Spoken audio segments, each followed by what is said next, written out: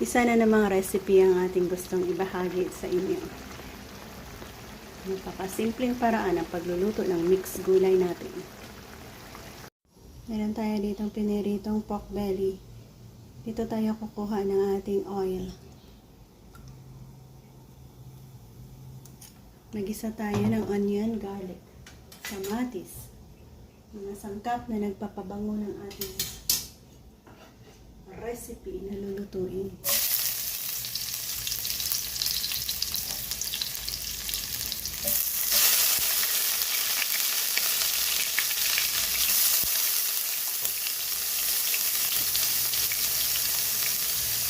Sabay na natin ang kunting piraso ng ating bago.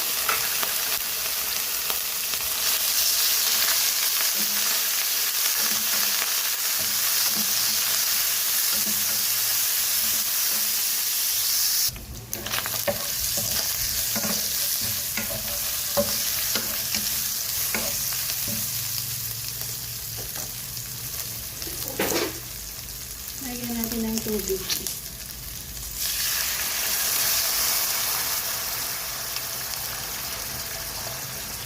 Palambutin natin ang ating baboy dyan.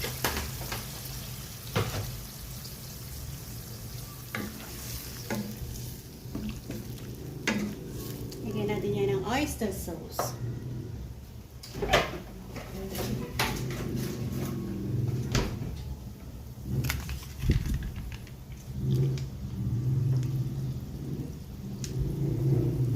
Pwede na natin i-add ang iba't ibang klaseng gulay natin.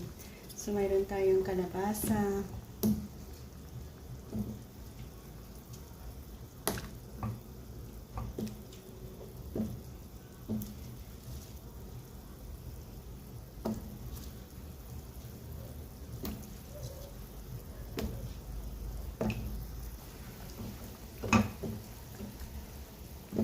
meron din tayong talong,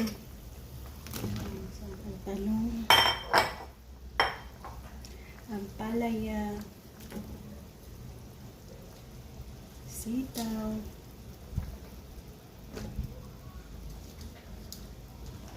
at last okra. Iba't ibang mga gulay na ating na-harvest sa garden natin. Cover and hayaan natin mag-steam cook. Hindi na natin halongkayin. Lagyan natin ng konting medyo sarap.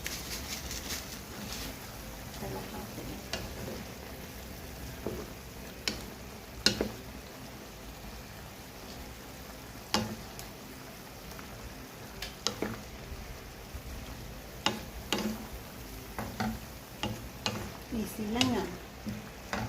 Easy recipe para sa ating pananghalian.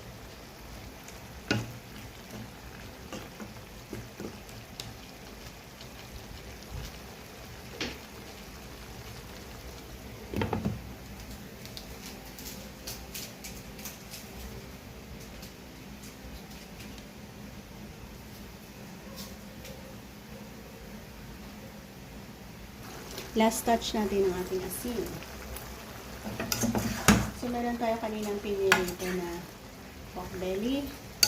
So, yan sa nagpapasarap ang ating recipe na ito. Dahil i-add natin yan dito sa taas. Masarap, diba? Ito na ang ating masarap. Ayan, luto na.